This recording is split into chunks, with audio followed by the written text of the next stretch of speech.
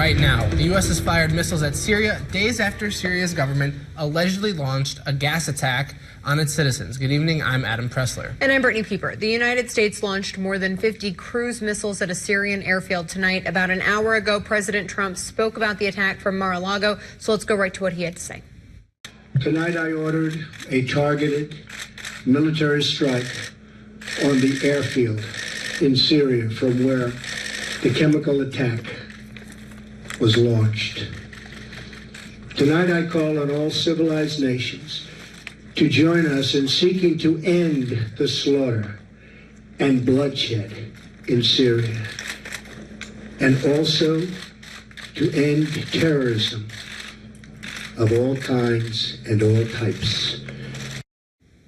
A warning, some of the images you're about to see might be hard to watch. The attack was in response to what the U.S. believes was the Syrian government's use of banned chemical weapons blamed for killing at least 100 people Tuesday.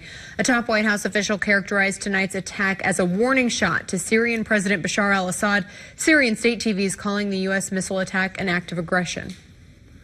President Donald Trump and China's President Xi Jinping kicked off a two-day meeting today. The two leaders are meeting for a two-day summit to discuss a number of issues, including trade and North Korea. NBC's Jay Gray has the latest. The bilateral summit begins with dinner.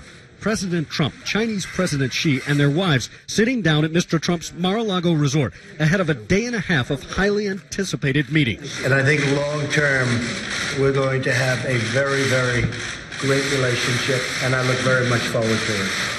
The summit that takes on more urgency now in the wake of another missile launch Monday in North Korea. We have a big problem. We have somebody that is not doing the right thing, and that's going to be my responsibility. President Trump is expected to lean on China for help pushing back against Kim Jong-un's nuclear ambitions. The leaders are also expected to discuss trade, a hot-button issue for candidate Trump during his campaign for the White House. We can't continue to allow China to rape our country. Tough talk that critics say could spill over into long-standing disputes between the two nations on issues including currency, Taiwan, and a decision by the White House to pull out of an historic agreement forged between China and the Obama administration on climate change. Local, state, and federal agents are on the ground in Palm Beach County, especially in the areas surrounding Mar-a-Lago and Opalm Resort, where the leaders will be staying. Hundreds of supporters and protesters are expected. The groups will gather behind cement barriers and walls well removed from the resorts. We are not going to tolerate any civil disobedience. High security for the first high-stakes face-to-face meeting between the presidents. Jay Gray, NBC News, Palm Beach, Florida. Meetings between the two leaders are scheduled to continue tomorrow.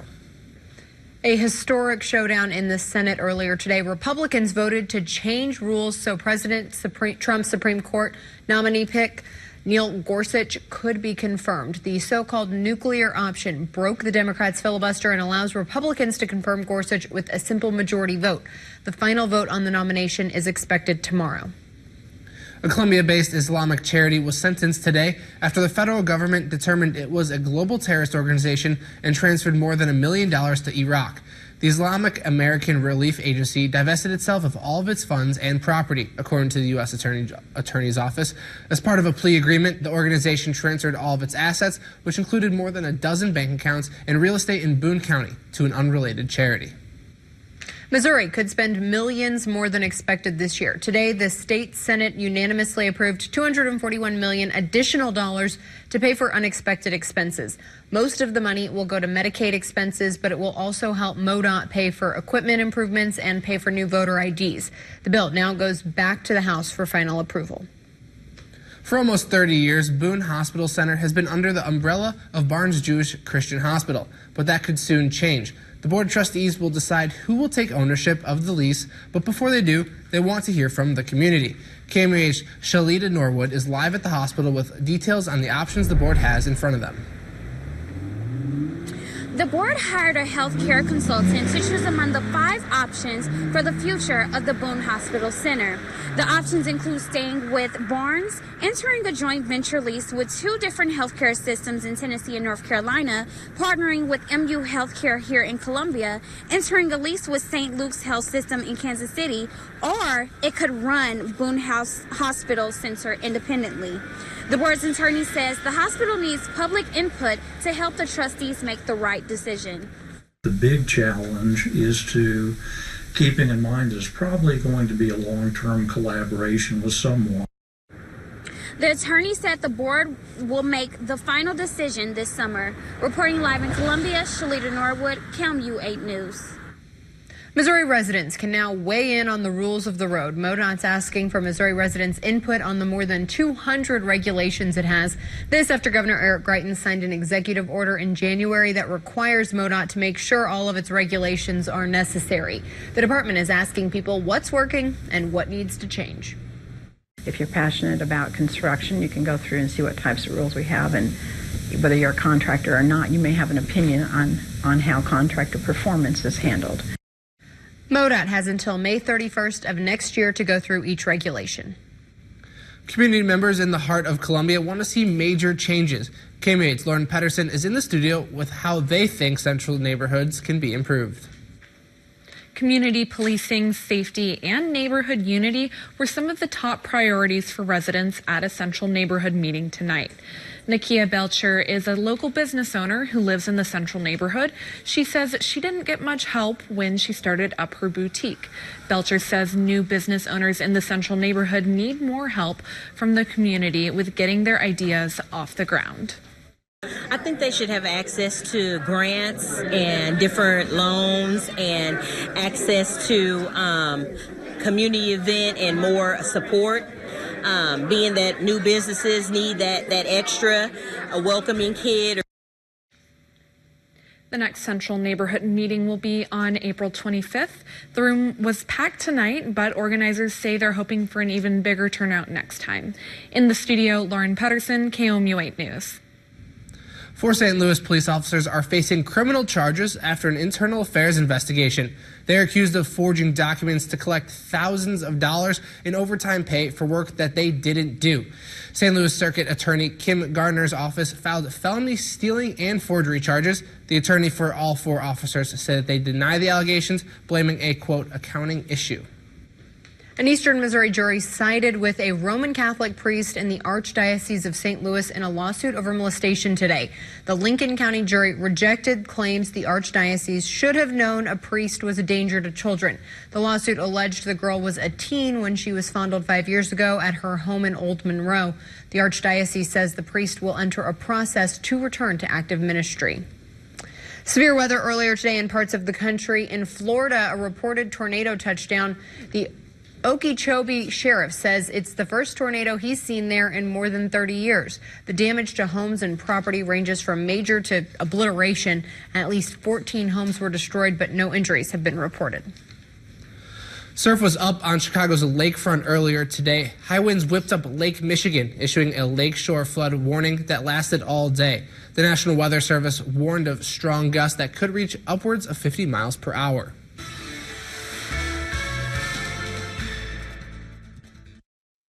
Earlier today, several places along the river from Kansas City to St. Louis are currently under a flood warning. The warning is the result of rainfall over the last few days. We've had quite a bit of it. Parts of the river in our viewing area are still below the flood level for now, but they're expected to rise above that level by early tomorrow. The warnings will last through the beginning of next week. The rainfall did finally stop today, so let's check in with Kenton for a look at the latest drought conditions. Brittany, thank you very much, and good evening, everyone. Let's take a look at that drought monitor. It comes out every Thursday. I'd like to show you guys, and you can see a lot of the United States doing pretty okay. If we look at mid-Missouri specifically, we're now down from our moderate to severe drought that we were in, and now most of us are in an abnormally dry situation here at D0, the lowest level of our scale, and that's in all of this yellow. In the tans, that is a D1, which is a moderate drought. So we are doing better, and this actually doesn't even include the about 1 inch we saw in the past 24 to 48 hours. showers, and because this is as of our ground conditions as of Tuesday. So we saw a lot of rainfall Tuesday night into Wednesday, if you remember. So it should be a little bit better on that drought monitor for next week. Otherwise, we're looking at 47 degrees in Columbia, 46 in Fulton, 50 in Jefferson City. Winds calming down now, and that's going to give us a chance for some frost a little bit later on tonight in some areas. Otherwise, we have a big warming trend ahead. We're in the 60s tomorrow. We jump over 10 degrees to 76 on Saturday. A lot of sunshine, some wind, and some showers and thunderstorms in the forecast. I'll have the full details coming up later.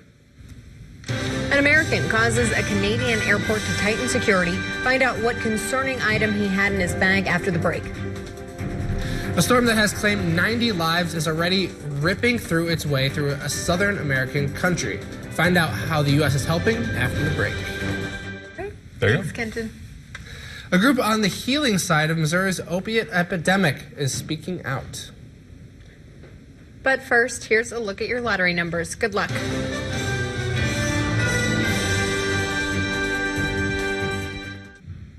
Today, MU health professionals addressed the struggles they face in the state's opioid epidemic. KOMU8's Khaki Martin reports on painkiller addiction and why alternative treatments matter. The opioid epidemic that's sweeping the nation, it stems from an even more common medical problem in American society, pain. I think the reality is pain is just a part of human life. People are going to have pain. But for whatever reason, the problem has become more pronounced because there's more of I think a cultural push that we don't want to experience pain at all. We want to get rid of it as quick as possible. For more than a decade, rates of opioid sales, treatments, and deaths have consistently been on the rise. In Boone County, in 1 year, hundreds of people were admitted for substance abuse. We generally see about 3 to 5 a week. And since Missouri doesn't have a drug monitoring program, opioid abusers are crossing state lines to get their fix. So patients from Florida, patients from Kentucky, patients from all over attempting to come here to fill prescriptions. Doctors worry about misinformation regarding opioid addiction treatments. That includes misconceptions about Narcan, a medicine designed to counteract the effects of opioid overdose. A lot of people think that Narcan is something that you just give once and that you're fine. Depending on what you took and how much you took, the Narcan can wear off fairly easily. So it's important to understand that there are alternatives to using opiates to treat chronic pain. That sometimes it's lifestyle adjustments, exercise, relaxation, getting a hobby, volunteering, doing all sorts of things to move the patient away from some of those addiction issues. So we need to get people busy. A lot of times we need to get them out of their environmental system because that system usually contributes to their current situation. Fighting pain continues to be an ongoing process and an uphill battle. Khaki Martin, KOMU8 News, Columbia.